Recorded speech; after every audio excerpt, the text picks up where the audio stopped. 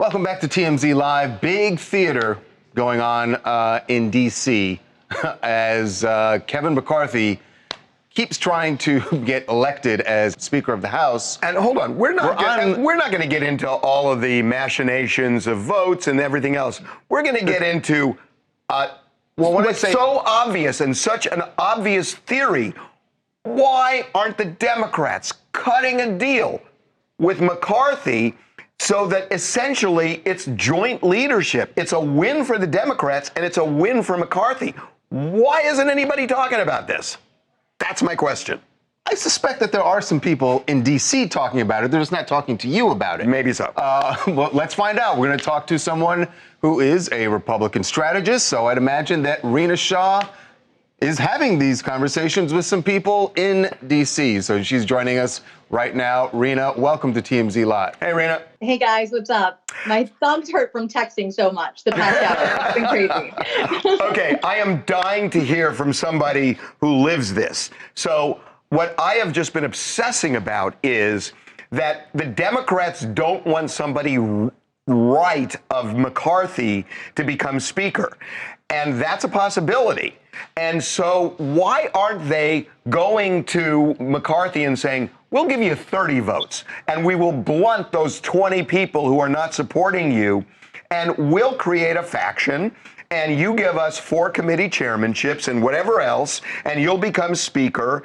Why aren't they doing this? Wow, you guys have read about this, and maybe you guys should be advising over there on the Hill, because clearly this conversation could have been had. In fact, it could have been had over the past 6 months. I mean, McCarthy's known about this crazy clown car caucus. That's what I call them. He's known about their demands for a while, something like up to half a year. And so this is 11th hour bargaining that, again, last night could have happened. There was a sense that maybe there were these talks. Right now we're finding out, no, there weren't, because McCarthy just lost again. This guy is like not understanding that not only is history not going to be on his side as of yesterday and possibly even today, there's a real sense that the world hates him. Everybody hates Kevin right now. I've been texting with a couple of Republican members of Congress sitting on the floor, and I'm like, this is embarrassing, you guys. What's going on? Even they have no clue, because what these ballots have done have put forth some like really right wingers. And of course, we heard Jim Jordan's name yesterday, and anybody who's read about Jim Jordan knows that he's pretty darn conservative. But wait a minute,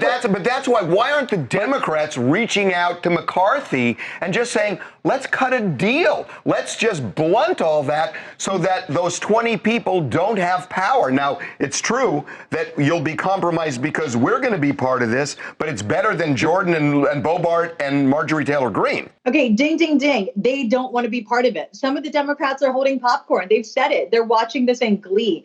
And they kind of feel like, why should we save you guys now? But I say, hey, Democrats, for all this talk you've done of saving democracy, don't you want to step in and do the right thing?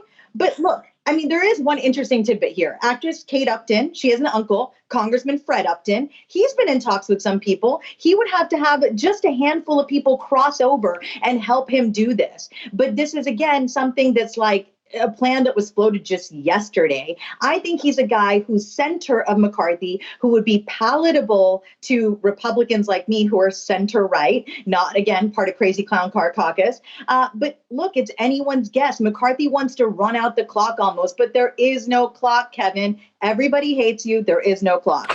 Is it really?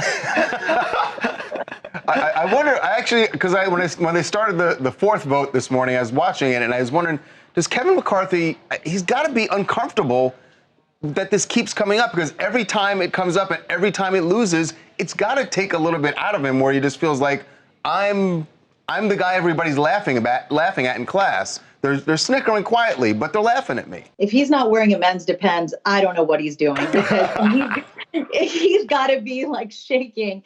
I mean, hour to hour. I mean, this is embarrassing on every level for him. It's like Kevin has nobody right now. And people are calling these what were thought to be 5 people only. Now we know up to 20. People are saying they're like the Taliban. I think even that's being too generous to, again, these people who have no real cause. These people just want to cause chaos and they want to decimate the establishment. Which is, but that's the point here. Yeah.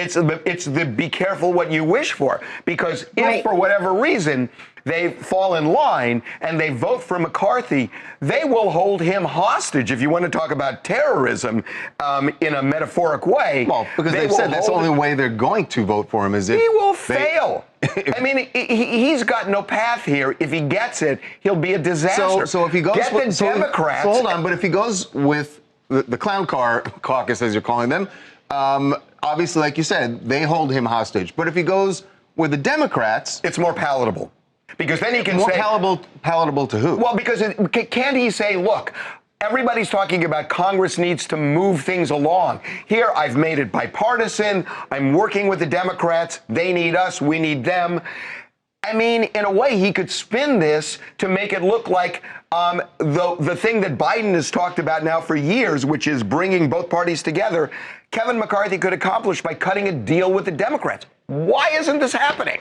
Yeah, speaking of bipartisanship, the great irony is that Biden and Mitch McConnell are together today in Kentucky, actually right now, touting bipartisanship. So you would think it's something that would just be a message that's obvious to Kevin, something that could really unite people on a day and a week, actually, that's typically very much a united front. I mean, when Congress comes in on their first day of a new Congress, it's like the first day of school. Everyone's excited. Everyone's acting properly. I mean, the theatrics and drama usually comes later. Yesterday was supposed to be purely ceremonial.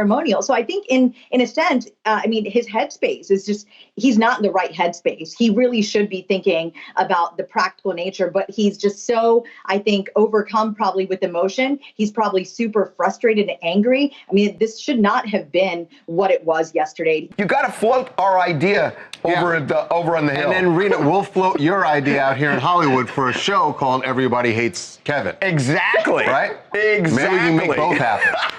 This place is becoming more loony by the day. I'd love to move out west. Why not? Yeah. There you go. There All you right, go. Rina, thanks so much for being with us. Thank you, Rina. Thank you, guys. Appreciate it. Not a bad idea. I'm telling you. Everybody hits Kevin. It's not a bad show either.